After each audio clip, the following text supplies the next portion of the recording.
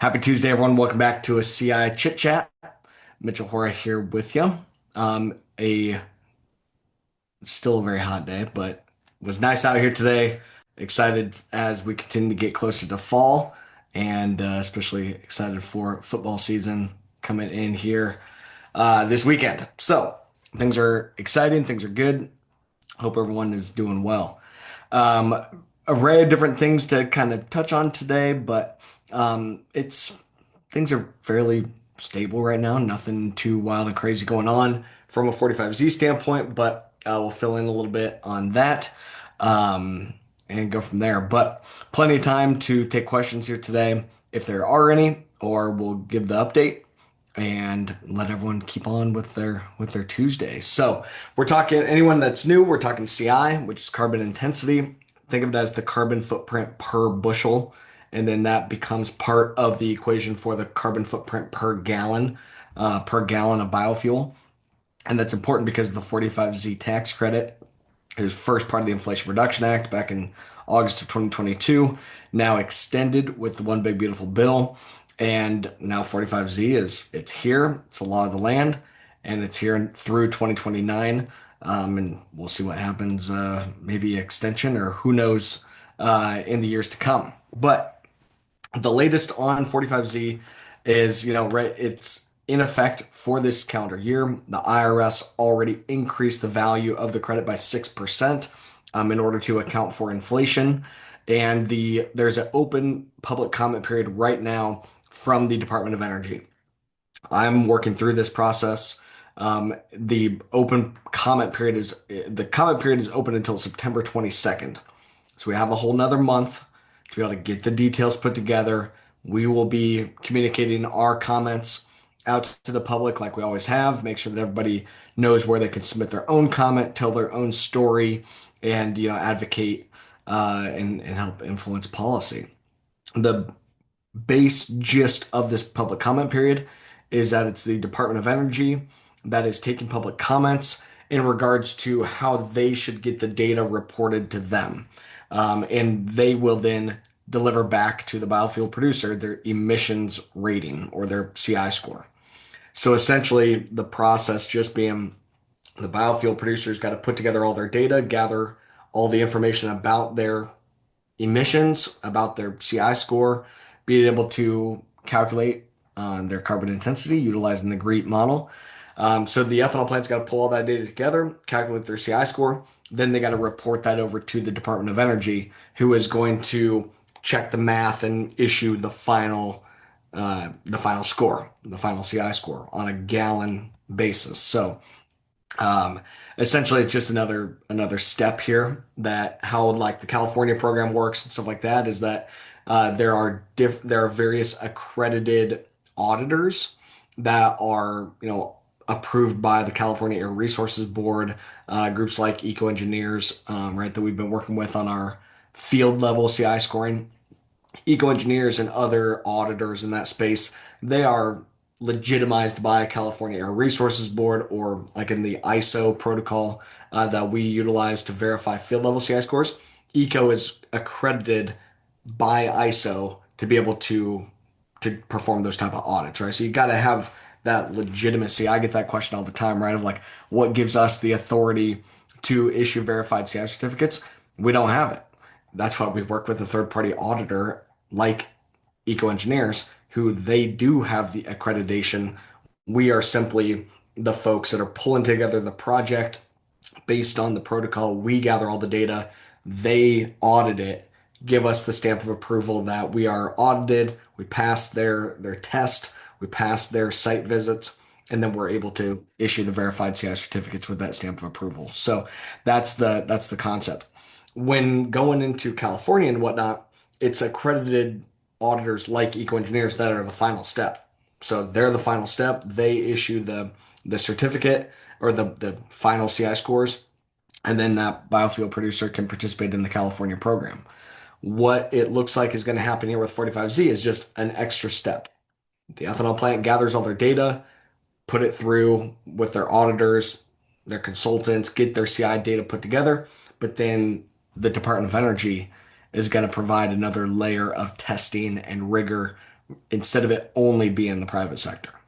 So this basically means, that now we're communicating over to the DOE, who has their models. The one that we've been using is the GREET FDCIC, or the GREET Feedstock Carbon Intensity Calculator.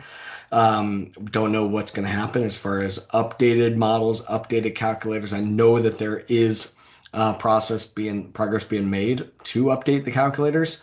We're working those conversations with the folks at the administration just to make sure everyone's on the same page and trying to inform and educate ourselves so that we are 100% ready and trying to pass along as much information as we can to you all. But long story short, once again, the Department of Energy has this comment period open. They are asking for basically recommendations as to what data can be collected, how they can go through verifying the CI scores for the ethanol plants or biodiesel producers. They're going to, kind of set the standard and set the rigor in regards to all this. So I've been working to make sure that we've got the farmer data put together. I've been able to develop these reports that they are asking for and actually prove out multiple examples with multiple collaborators happening right now where we're showing them here's the type of data that can come off of farms. Here's the verification process. Here's the data traceability process. We've got all of that built out here to be able to show the third-party auditors, here's what the data looks like, and ultimately report that over to the Department of Energy. So things are really going in a good direction. So I'd say for a lot of you guys here, farmers or folks that would be interested in providing some comment to the Department of Energy as well. We'll show you here in the coming couple of weeks or so. My intent is to have our comments drafted out, ready for some feedback and whatnot by September 1st. So looking at here in a couple of weeks, kind of having our ducks in a row, having our comments put together, and being able to communicate out to you all. And I think the main comment really is going to be like, hey, make sure that, again, comments going to the Department of Energy, right? Main comment being, don't forget about the farmer side. Don't forget about the feedstock component of this. Farmers are more than 50% of the carbon footprint of the biofuel. And hey, we need to be able to account for this. And we need to be able to utilize low carbon corn and soybeans as part of the decarbonization strategy. We obviously know that it's the intent of Congress to have the feedstock component included here. They talk about it plenty often, especially Senator Grassley, who just continues to hammer on folks at Department of Treasury, making sure that they are, trying to get them to promise that the farmers will have a seat at the table here. And they're responding back saying, yeah, we want to make sure that this is good for farmers. So, seems like the intent is clearly there to make sure that the farmers have a seat at the table here, that the feedstock is included. But why it's important that we advocate for it at the Department of Energy is technically there's no actual language that mandates or requires the farmer component to be included here for 45Z. There's no rules right now about how to calculate the feedstock carbon intensity score. There's no actual rules right now about how to track that through mass balance or book and claim. There's no for certain like mandate that you have to include the farmer piece. Um, the Biden administration almost got it done, but they didn't. And all they had to do was have some of the documents put out in January, have them actually cross-reference to each other, and we could be in a completely different situation. I've been talking with folks again at the Trump administration, and I think they get it. They understand, hey, we got to make sure that we have our ducks in a row here, make sure that the documents speak to each other, make sure we've got some alignment, and that the rules are such that the farmer piece is included. But again, I think there's a key opportunity here to advocate for that, to provide very specific feedback to the Department of Energy. I'm not hearing much for chatter about communicating to the Department of Energy from our corn grower groups or other farmer advocacy groups. So would love to talk to those folks and make sure that there's a common cohesive message. We're working very closely with Renewable Fuels Association to make sure that we're in alignment with them and some of those voices on the biofuel side that obviously carry a very loud voice in these conversations. And Things are going really well. But again, got to have the comments coming from the farmer side saying, "Hey, the corn soybeans is a big part of the equation, and we're ready. We got our data organized. We want to participate in this. We want to help to decarbonize biofuel. Uh, Department of Energy, make darn sure that you allow us the pathway to do so." And again, things are looking really good, being able to do that. I also know that the Department of Ag has been continuing to work on their protocols and getting their guidance drafted up and whatnot. The Biden the Biden USDA put out some draft guidelines about quantifying the carbon intensity of feedstocks for biofuels, and the those farmer or the USDA is saying, hey, yeah, we've continued to update the MRV protocol. So the USDA is continuing to update the definitions around the practices, update how to quantify and verify the practices. They have a feedstock carbon intensity calculator as well. And I know they're continuing to update that. But ultimately, I think the Department of Ag here can help with, showcasing how the farmer data can be tracked and how we can verify these things. And again, they already developed a protocol that we liked. We thought it was pretty darn good. The protocol that was put out in middle of January earlier this year, we had already developed an MRV protocol that was extremely similar. Um, so we very much in alignment with what USDA is wanting to do, and I think that'll be fine to have USDA, DOE, and Treasury all continuing to work together to write these rules and get more details out there for everybody. Bob, appreciate you being on. As always, three ethanol companies in the area seem to not be interested in participating. As farmers would gladly accept their CO2 pipeline. Seem to not be interested in participating. So, Bob might need some more details on that, but if so, the a lot of the ethanol plants right now are continuing to hold their breath for the most part. And I've continued to talk to a lot of them. And they are answering my calls. They are taking meetings and stuff, which has been very encouraging. I've been meeting with multiple ethanol plants a week that, I've mostly had to kind of back off and let them kind of sit on the back burner for a while. Because until there's more clarity, a lot of biofuel producers don't really want to invest a whole lot of time or effort until they know that this is going to work. And yeah, Bob, I mean, a lot of these groups, if they've got a carbon capture system, they're going to just play that card out. Carbon capture lowers your CI score by about 32 points, which is worth about 64 cents a gallon in 45Z credit. That's got to be shared, right, with the different players involved, but it's a big chunk of money. 32 CI points of reduction. But we're also showing that on average, the farmers can reduce the CI score by about 18 points. And that's across hundreds of millions of bushels across the country. And when you combine together the carbon capture plus the low carbon farming, now you've got ultra low carbon biofuel coming out the other side. And there's some ethanol plants that I think are ready. They understand how important it's going to be to have the farmer piece included here. They understand that they need the farmers on their side to just go after this together. And they're going to need that farmer data, which means there's going to have to be an equitable share of the money to the farmers. And man, I mean, as we were looking at the price of corn being super low, the crop that we're looking at harvesting this year obviously going to be huge. And ag economics right now not good. We really need to have a program like 45Z here that can be stable, that can be a beacon of hope here, or on-farm ag economy not looking great, not looking great. So that also brings me to, hey, I'm trying to figure out here at Continuum, how do we help farmers to improve their profitability and improve their soil health, right? That's what we are all about.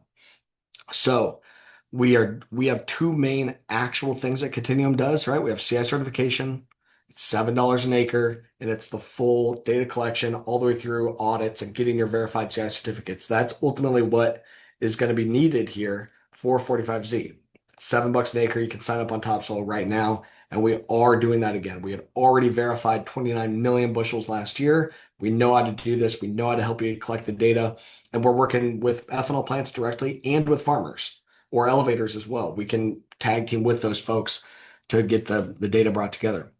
That's CI certification. That's our actual program. But we also have kind of a light version here that we call Topsoil Connect. It's $3 an acre. It's as low as I can possibly charge and attempt to keep paying my bills here and keep the lights on. But as part of Topsoil Connect, we're helping farmers gather all their data for 45Z. You pay for the audit later, right? That's what's $3 instead of the full seven.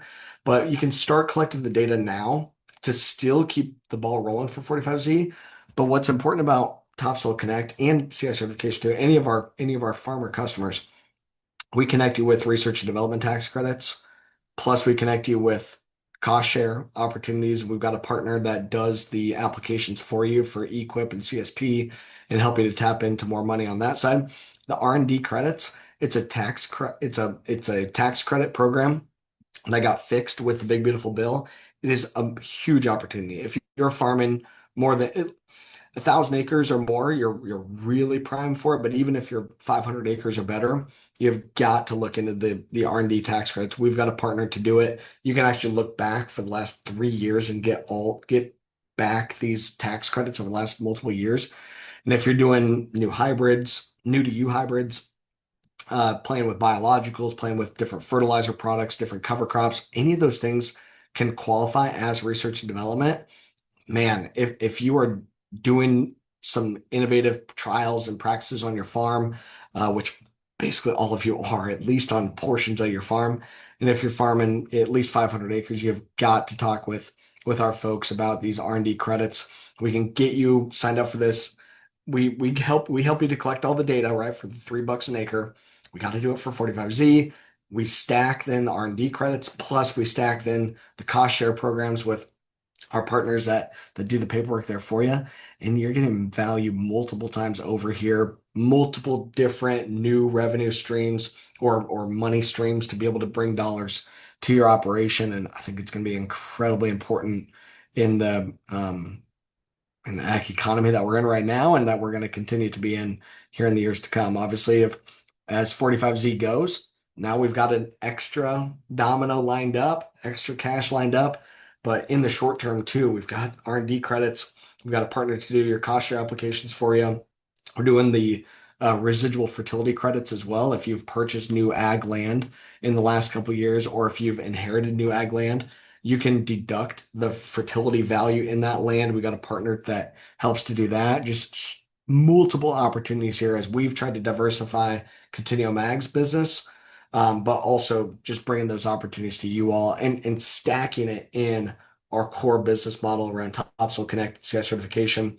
All of our customers, we connect you with these other folks for free, and they do all the upfront assessments and tell you what the opportunities are going to be for free as well. It's a free consultation with them. It's a heck of an opportunity. Really just trying to make sure that we bring as much value to our farmers as possible. So I know that these ethanol plants are continuing to drag their feet. They're going to continue to drag their feet until we get some rules. There's some of them that are more ready to go than others, and I would love to talk to those folks and explain to them, here's what they can start doing. And it's really just changing their tune and communicating to the farmers saying, you got to start collecting your data because data is what is going to be the most important thing here for this program. And like I said, we've been able to collaborate with a couple different companies to use the same data to get R&D credits, to get access to cost share dollars, to get access to residual fertility credits, multiple components here for our farmers. I think there is opportunity out there. So go to Topsoil, you can get connected with those resources. There's buttons on there that unlock for our customers, or talk to my folks or hit me up. There really is opportunity out there. So we got to keep our heads up, keep fighting for all these programs, keep fighting for these opportunities, and be smart about our cost of production, be smart about what's going on the farm here as well. So, thanks, Diana. Got the link there, in the chat, for anyone that wants to, go in there and look at that. Like I said, hit us up or call our sales line. Guys, be happy to share more info with you. Um, there, I think, and Bob on that too was I've been meeting with some groups right out there in your neck of the woods. You and I should probably have I can have a one-on-one with you here later. I've got some drive time here today and tomorrow. I got to go to Chicago and speak at a conference. But uh, there are some ethanol plants that are moved for that are paying attention, especially our buddies over at Siouxland Energy. Their CEO saying, "Hey, we're watching. We do want to play ball. We do want the farmers to have success here, and we'll be bringing in that data from, we're looking at using topsoil as part of that process, right?" And he's saying, go and start getting your data put together in topsoil. Um, there's just not a whole lot of platforms out there that to score number one. And as far as I know, us and Verity are the only ones that can actually get farmers all the way through the audits and verification. And we're the only ones that go direct to farmer to make it happen. So trying to make sure that the industry is ready here, and things are progressing. So this public comment period still open through September. I'll have some more info coming in the coming weeks about all of that. An opportunity for farmers to, again, tell your story, be able to advocate for opportunities for your operation, and make sure that the farmers have a seat at the table in this program. And I think it's going to be incredibly important. Another thing that we are watching is the California low carbon fuel market has made some adjustments here recently where they need traceability back to the field. So we're exploring that. If your ethanol plant is working in California and trying to figure out how to do traceability, we do have a lot of those tools built out. So we're exploring how we can help in that space. Also, a lot of conversations continuing to happen outside of ethanol, outside of 45Z, and just more of the world going in this direction as the world is looking at how to quantify its carbon footprint and meet its sustainability goals. There's a lot of things happening outside of biofuel, outside of ethanol. So continue to monitor those programs and loop us in as you see opportunities arise and as we can help you out on getting compensated for your soil health practices and for your data. Um, I was thinking one other thing. Um, so this public comment period is open until September 22nd, right? And then we should get some additional clarity and stuff after that. Hopefully, in the meantime, too, just some additional clarity from Department of Treasury, from USDA, but the Department of Energy stuff open until September 22nd. Then we could get more clarity after that. It is going to be a really short window between getting some final rules and taxes need to be submitted. So again, that's why we've got to keep getting the data organized here now. It On average, it takes about 5 hours per farmer is what we found to gather all the data. And depending on how organized you are already, it can be a really simple process for the upside. And that's why we advocate getting going on it now, getting your data organized now, be thinking about getting cover crop on this fall, be thinking about potential for manure and whatnot this fall. And I know USDA is looking at how should manure be factored in. So that's good and positive. So things are moving in a good direction. I'm excited. Like, man, it's still happening. And obviously nobody wants it to happen faster than me. But we got to continue to be diligent, be patient here, and we're trying to make sure that Continuum stays in a healthy position to assist everyone here and making this a reality for the family farm. So, with that being said, I think that's all I got.